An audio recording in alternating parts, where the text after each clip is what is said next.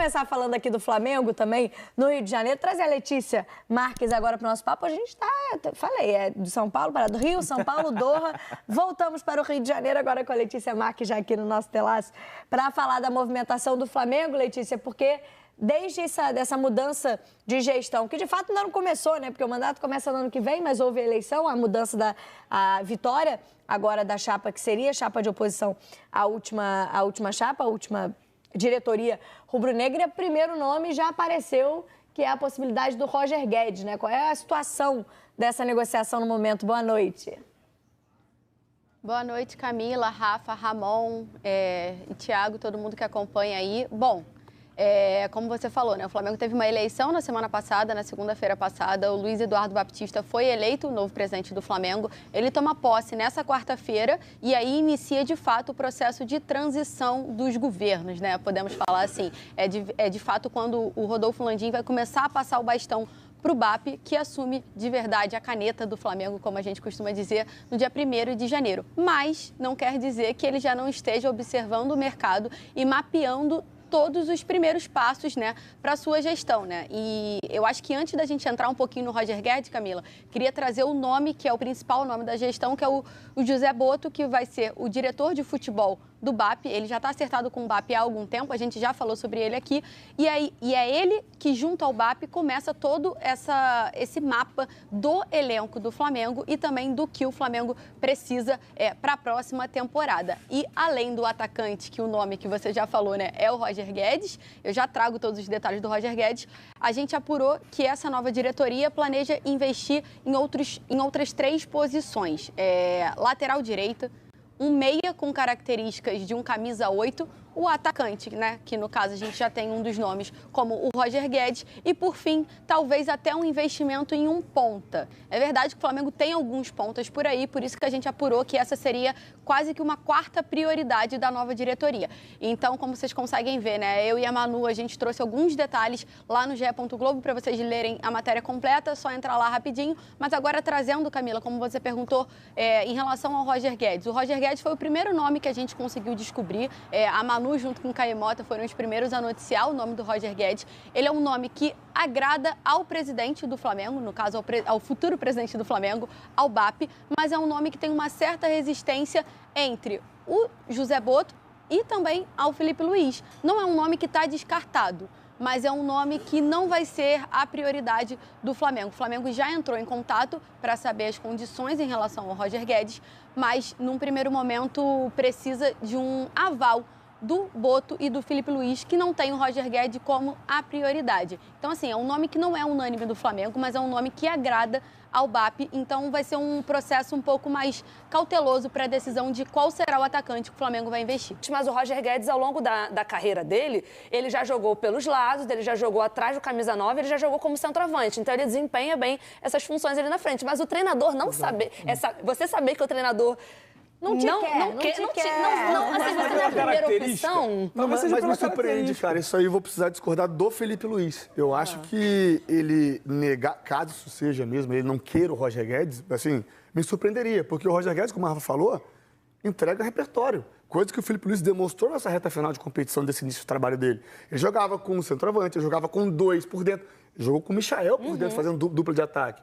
E um cara para fazer dupla com o Pedro, colocando o Pedro como titular quando ele voltar, cara, não tem cara melhor que o Roger Guedes, na minha opinião. Acho que eu fiz a brincadeira que não quer, mas pelo que a Letícia trouxe, acho que a expressão correta seria não é ele o jogador que o Felipe Luiz gostaria, né? A posição que ele procura não é exatamente do Roger Guedes, não é isso, Letícia? Ô, Camila, só para explicar um pouquinho, assim, eu acho que quando vem a função do diretor de futebol, que no caso vai ser o Botto, a palavra principal, né, a palavra determinante de uma negociação vai partir dele, pelo menos foi isso que o BAP falou ao longo da sua campanha, né, em diversas entrevistas que ele deu. E quando a gente descobre o nome do Roger Guedes, a gente também vai apurar para entender o que todos os envolvidos escutam. E aí a nossa apuração dá que não é o nome preferido do Botto e do Felipe Luiz, mas não é um nome descartado. Ele é o nome preferido do BAP, ponto. E aí, em relação ao Botto e ao Felipe Luiz, é um processo que eles entendem que talvez tenham outros nomes, mas não é um nome que está descartado. O Boto chega ao Flamengo, né, no caso, na verdade, ao Rio de Janeiro, um pouco depois do Natal, entre o Natal e o Ano Novo, e aí é quando, de fato, vão começar as reuniões presenciais. E eu falo presenciais por quê? Porque o Boto e o Filipe Luís já fazem reuniões há algumas semanas, por telefone, enfim, até para você organizar a pré-temporada do Flamengo, que está marcada para uma viagem para o dia 10 de janeiro para os Estados Unidos. Então, assim, tem todo esse início de diálogo. Então, assim, não é que o Roger Guedes está totalmente descartado. Não está, mas é um nome que está em debate porque não é unanimidade entre a comissão técnica e alguns dirigentes. Eu vejo o nome do Roger Guedes como um baita reforço para todos os times do futebol brasileiro, pelo que ele já desempenhou nos grandes times que ele passou, no Palmeiras, no Atlético Mineiro e recentemente no Corinthians. Mas talvez seja mais a questão da característica, não? Acho mas isso que me surpreende. Porque assim, acho que o Flamengo pode pensar num 9, mas com características semelhantes à do Pedro.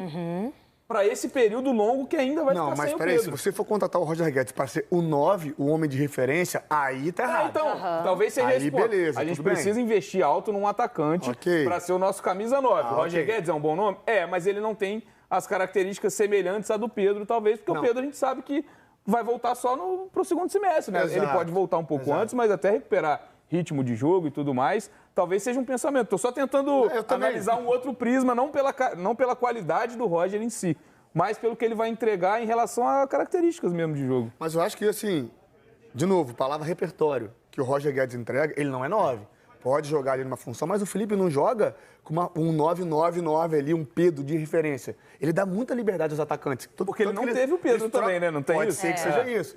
Assim, mas o Flamengo, pensando também na temporada, e o que sofreu por lesão esse ano, você ter o Roger Guedes e o 9, esse que o Filipe Luís quer, eu acho que isso é justo. Acho que o Flamengo pode correr atrás disso para ter opção de elenco. O Flamengo sofreu muito tempo nesse brasileiro sem o 9 de fato. Então, assim, eu acho que o Flamengo tem condição financeira para isso e pode ir atrás, sim, de ter o 9 e ter o Roger Guedes. Deixa eu voltar na Letícia, que já levantou o dedinho ali para trazer informação, até porque a gente está nessa expectativa do Pedro, né? Quando ele vai estar de volta ao Flamengo e possivelmente a seleção brasileira.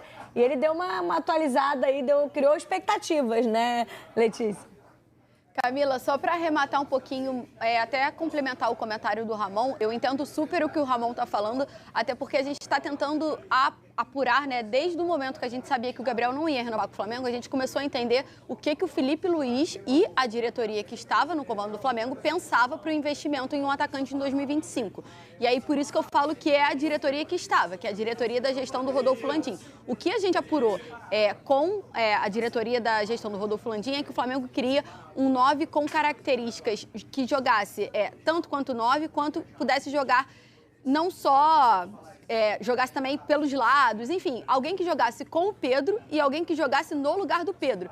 E isso era a apuração em relação à diretoria do Rodolfo Landim. Agora a gente precisa entender todo o novo cenário que cerca em relação ao que pensa a diretoria do BAP, que vai assumir o clube em janeiro. Então, acho que talvez o Bené tenha um pouco de razão ali para entender o porquê o Roger Guedes não seja o nome preferido do Boto e do Filipe Luís. Mas a gente vai descobrir com o tempo, eu prometo que eu trago atualizações para vocês. Mas para falar ainda do Pedro, né? O Pedro, ele fez todo o processo de tratamento dele no Ninho do Urubu até sexta-feira passada. Ele marcou presença ontem na despedida do Adriano, deu uma pequena atualização assim da sua situação. É difícil que o Pedro volte para o Mundial de Clubes, mas é algo que ele tenta fazer, né? Ele até fala, uma parte da declaração dele é que ele não sabe se vai conseguir antecipar os processos, mas que está numa recuperação um pouco avançada, sim.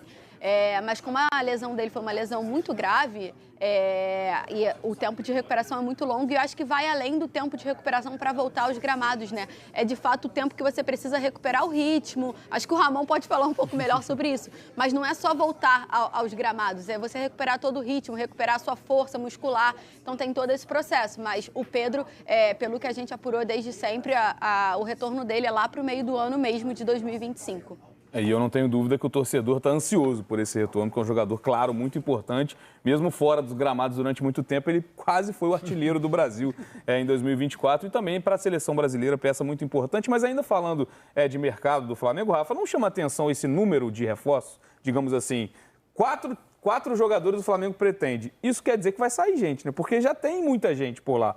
Acho que ao longo das semanas a gente comenta muito sobre o ataque. Claro que a função de 9 é diferente, mas pensando nos lados do campo, são muitas opções. O Flamengo foi muito ativo na última janela. Trouxe o Alcaraz, o Plata, o Alexandro, o Michael. Porque precisou desses jogadores também por conta das lesões. E aí, quando eu olho mais 4, me causa impacto. Será que vai sair gente?